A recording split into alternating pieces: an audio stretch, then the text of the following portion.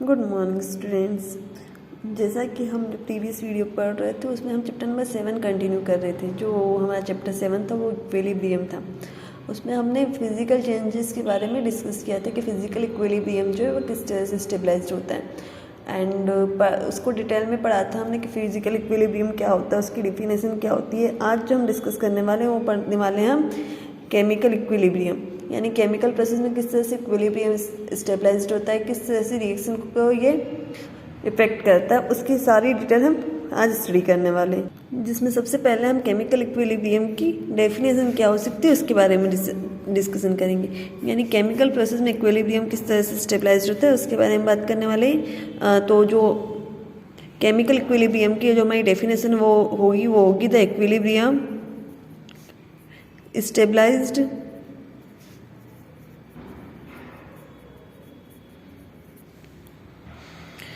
during chemical change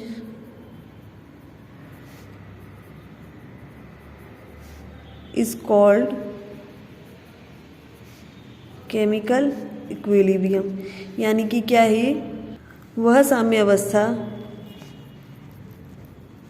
जो कि रासायनिक अभिक्रिया के फलस्वरूप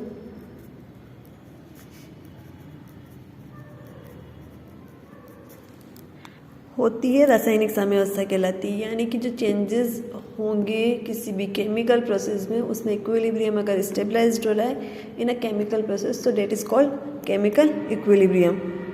एंड जिस सिस्टम के थ्रू हम इस रिएक्शन को करते हैं वो सिस्टम हमारा केमिकल सिस्टम या क्या रासायनिक निकाय कहलाता है। यानी कि केमिकल प्रोसेस जिस सिस्टम पर हो रही है वो सिस्टम क्या कहलाएगा, केमिकल सिस्टम या रासायनिक निकाय कहलाएगा। अब जैसा कि हमको पता है कि जो हमारी केमिकल प्रोसेस होती है वो मेनली 2 टाइप्स की होती है। एक जो होती है वो होती है इरिवर्सिबल और एक होती है रिवर्सिबल।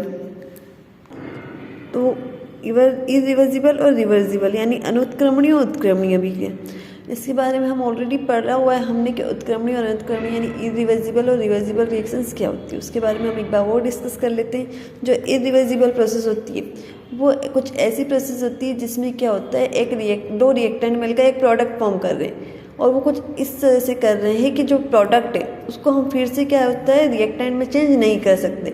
यानी कि जो कन्वर्जन है वो अपोजिट नहीं हो सकता। यानी कि दो रिएक्टेंट मिलकर अगर प्रोडक्ट फॉर्म कर रहे हैं तो हम ये नहीं कह सकते कि हम उस प्रोडक्ट को फिर से रिएक्टेंट में चेंज कर पाए। वो जो रिएक्शन होगी हमारी वो इरिवर्सिबल रिएक्शन या अनुत्क्रमणीय अभिक्रिया कहलाएगी। किस तरह से, हम एक एग्जाम्पल लेते हैं। जैसे कि हमने माना पोटेशियम क्लोराइड को हम हीट कर रहे हैं, उसको हमने हीट किया तो वो जाकर चेंज हो रहा है पोटेशियम क्लोराइड और ऑक्सीजन फॉर्म कर रहा है। ठीक है, तो ये जो रिएक्शन होगी वो क्या होगी, ओनली फॉरवर्ड रिएक्शन होगी। इसको हम ये नहीं कह सकते कि जो रिएक्टेंट है वो जाकर फिर से जो प्रोडक्ट है वो जाकर फिर से क्या हो जाए, रिएक्टेंट में चेंज हो जाए।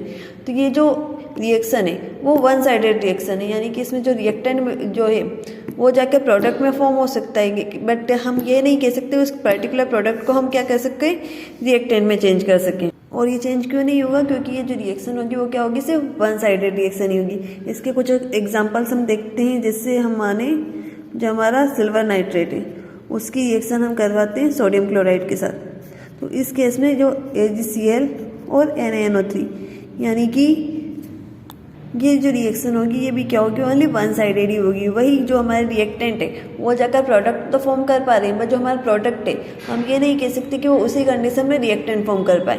तो जो रिएक्शन होगी ये भी रिएक्शन किसी होगी, वन साइडेड ही होगी। इसी तरह से एक एग्जाम्पल हम देखते हैं। जैसे बेरिलियम क्लोराइड हुआ, उसकी रिएक्शन हम करवाते हैं सोडियम सल्फेट के साथ।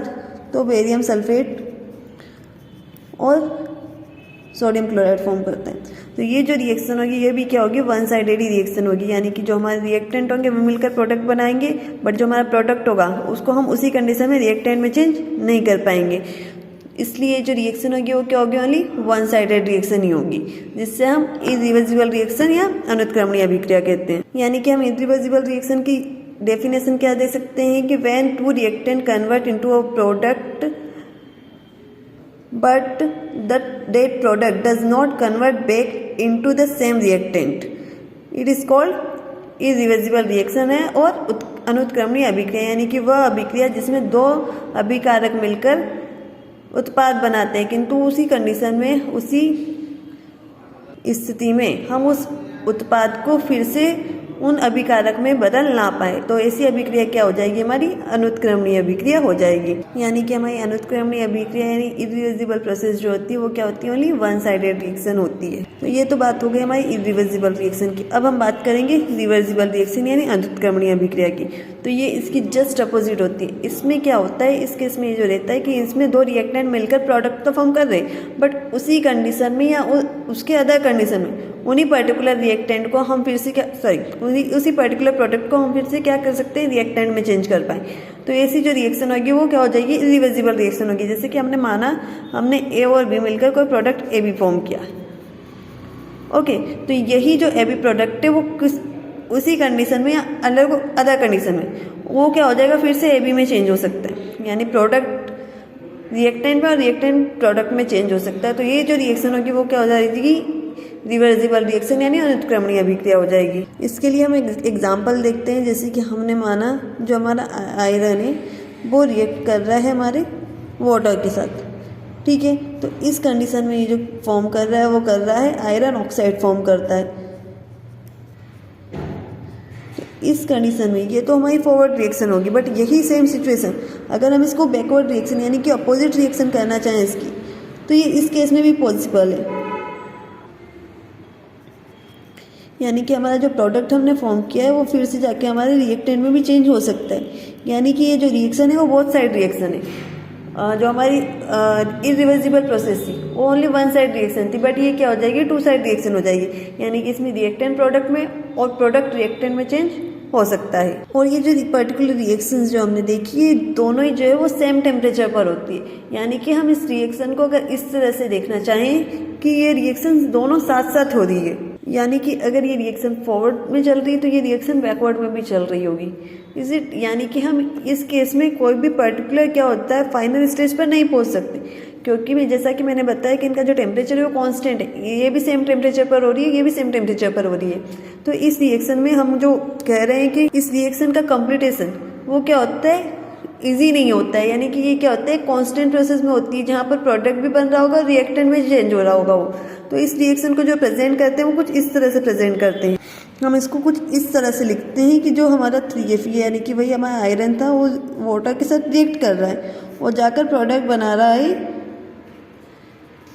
कुछ यह, ठीक है। और यही सेम प्रोडक्ट फिर से जाके क्या हो रहा है? रिएक्टेंट में चेंज हो रहा है। तो ये जो रिवर्सिबल प्रोसेस होती है हम उसको कुछ इस सिंबल से डिनोट करते हैं, जो ये बता रहा है कि हमारा जो रिएक्टेंट है वो प्रोडक्ट में और उसकी जस्ट अपोजिट जो हमारा प्रोडक्ट है वो रिएक्टेंट में चेंज हो सकता है। यानी कि ये रिएक्शन फॉरवर्ड भी है और ये रिएक्शन क्या है? बैकवर्ड भी है।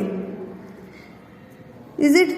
यानी कि जो इरिवर्सिबल प्रोसेस होती है वो तो वन साइडेड होती है, बट जो हमारी रिवर्सिबल प्रोसेस होती है वो forward as well as backward भी होती है।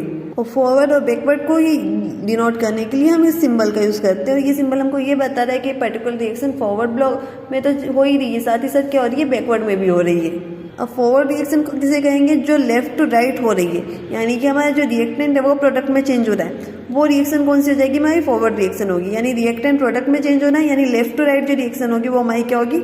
फॉरवर्ड रिएक्शन होगी। जबकि जो बैकवर्ड रिएक्शन होगी उसमें प्रोडक्ट जो होगा वो रिएक्टेंट में चेंज हो रहा होगा। यानी राइट टू लेफ्ट जो रिएक्शन होगी हमारी वो कौन सी होगी? बैकवर्ड रिएक्शन होगी।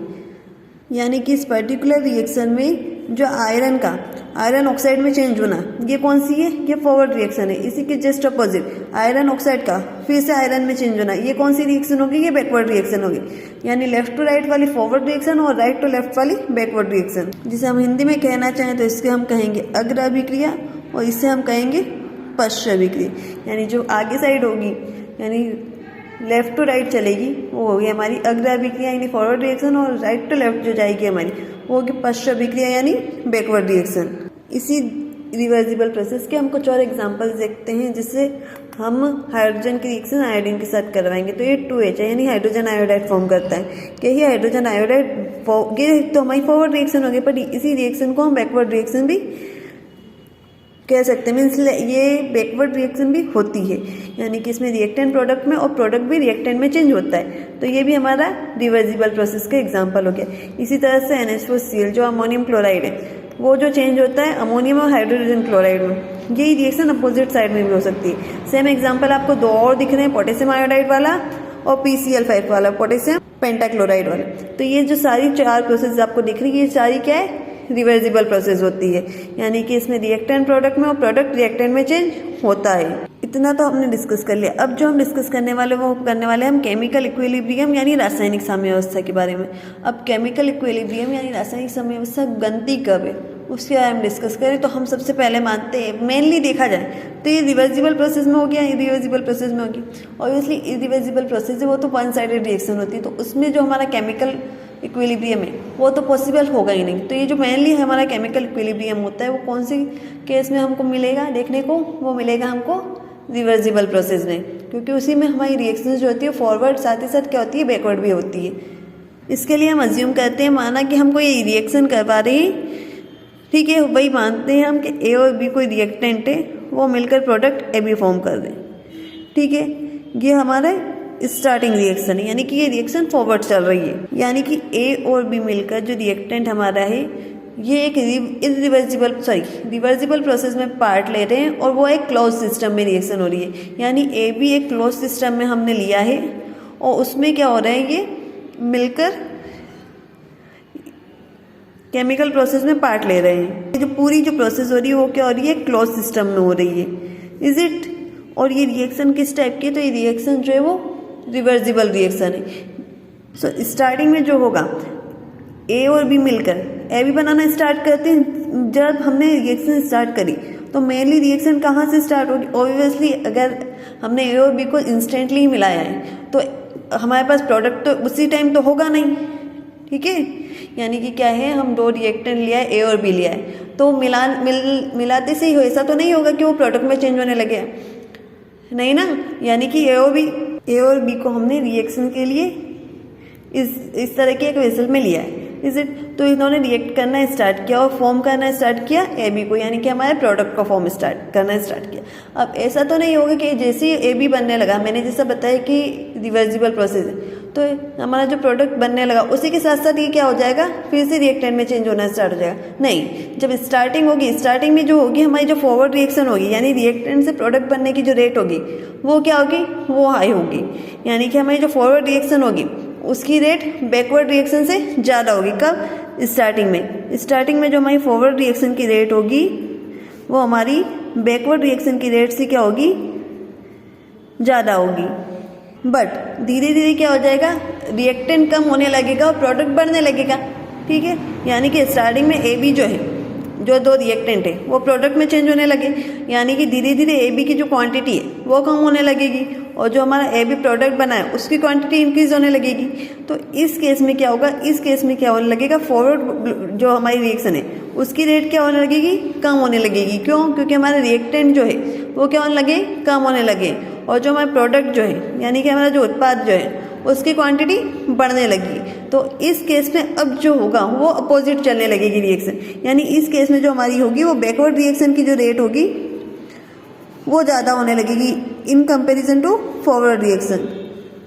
यानी कि फॉरवर्ड रिएक्शन की कंपैरिजन में हमारी बैकवर्ड रिएक्शन की रेट बढ़ने लगेगी। कब, जब हमारे रिएक्टेंट की जो कंसंट्रेशन है यानी कि जो क्वांटिटी है वो कम हो रही है और हमारे जो प्रोडक्ट है उसकी क्वांटिटी क्या हो रही है, इंक्रीज हो रही है। और इसी के जस्ट अपोजिट यहाँ हो रहा है। सो केस हमारे पास ये हो गया कि पहले हमारी फॉरवर्ड रिएक्शन ज़्यादा थी और बैकवर्ड रिएक्शन की रेट कम थी। अब जब रिएक्टेंट की क्वांटिटी कम होने लगी और प्रोडक्ट की क्वांटिटी बढ़ने लगी तो हमारे फॉरवर्ड रिएक्शन की रेट जो है वो कम होने लगी और बैकवर्ड रिएक्शन की रेट बढ़ने लगी। बट अब वो केस आ गया कि यहाँ क्या हो गया, ना ही फॉरवर्ड रिएक्शन की रेट ज़्यादा हो पा रही है, ना ही बैकवर्ड रिएक्शन की रेट ज़्यादा हो पा रही है। यानी कि हमारी जो रिएक्शन हो रही है वो एक कॉन्स्टेंट स्टेज पर पहुँच गई है, जहाँ ना ही हमारा बैकवर्ड रिएक्शन ज़्यादा है ना ही फॉरवर्ड रिएक्शन ज़्यादा है। यानी कि हमको एक क्या मिल गया, एक ऐसी स्टेज मिल गई है जहाँ पर हमारी फॉरवर्ड जो रिएक्शन है उसकी रेट हमारी बैकवर्ड रिएक्शन की रेट की क्या हो गई है, इक्वल हो गई है।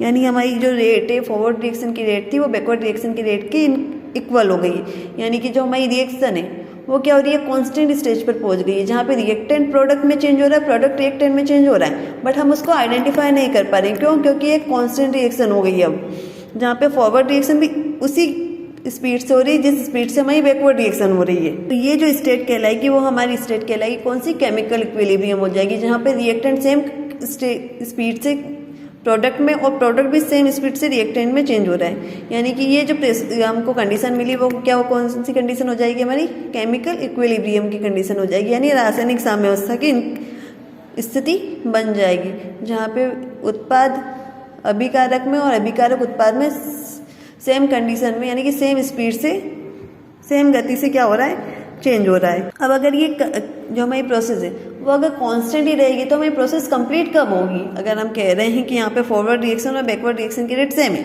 तो हमारा प्रोडक्ट या रिएक्टेंट, प्रोडक्ट का रिएक्टेंट में चेंज होना है यानी रिएक्टेंट का प्रोडक्ट में चेंज होना, जो भी चेंजिंग होगा वो होगा किस कंडीशन में, तो वो उस कंडीशन में होगा कि जब यहाँ तो फॉरवर्ड और बैकवर्ड रिएक्शन सेम हो गई, यानी प्रोसेस जो हो गई वो कांस्टेंट हो गई, तो हमको जो हमारे फैक्टर चेंज कर पाएंगे इस रिएक्शन को वो होगा टेम्परेचर, प्रेशर और उसका कंसंट्रेशन। इन सबको हम यूज़ करके हम इस रिएक्शन को क्या कर सकते हैं, इफेक्टिव बना सकते हैं, जो हमको जो चेंज करना हो कर पाएंगे। यानी कि अगर हमको प्रोडक्ट को रिएक्टेंट में चेंज करना हो या रिएक्टेंट को प्रोडक्ट में चेंज करना हो, इस कंडीशन में आने के बाद ये फैक्टर्स जो होंगे वो हमारी हेल्प करेंगे कि हम किस तरह से चेंज कर पाएंगे।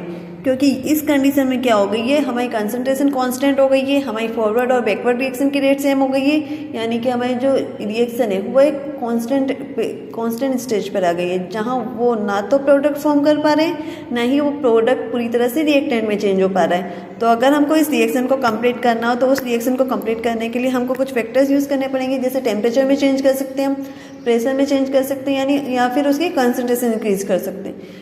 उसकी बेसिस पर ही हम इस रिएक्शन को कंप्लीट कर पाएंगे।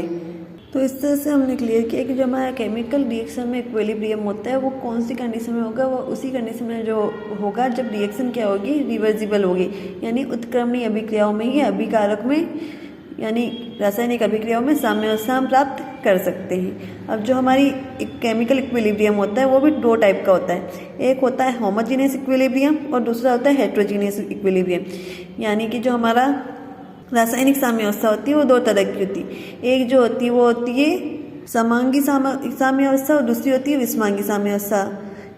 समांगी साम्यावस्था वो जिसमें जो हमारा रिएक्टेंट हो यानी अभिकारक हो और उत्पाद हो यानी प्रोडक्ट हो, वो दोनों क्या हो, सेम फिजिकल स्टेट में हो, यानी कि हमारा रिएक्टेंट अगर गैस हो तो प्रोडक्ट भी हमारा गैस ही हो।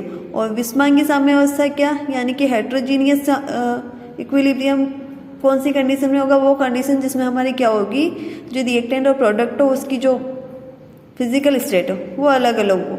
यानी अगर रिएक्टेंट सॉलिड हो तो हो सकता है हमारा जो प्रोडक्ट हो वो गैस हो, या प्रोडक्ट गैस हो और लिक्विड हो तो हमारा रिएक्टेंट हो वो सॉलिड हो जाए। तो इस तरह से होमोजीनियस हेट्रोजीनियस दो तरह की क्या होती है हमारी केमिकल इक्विलिब्रियम प्रोसेस हो सकती है, यानी केमिकल इक्विलिब्रियम हो सकता है। हम इसको प्रोसेस नहीं कह सकते, प्रोसेस तो हमने ऑलरेडी डिस्कस कर लिए।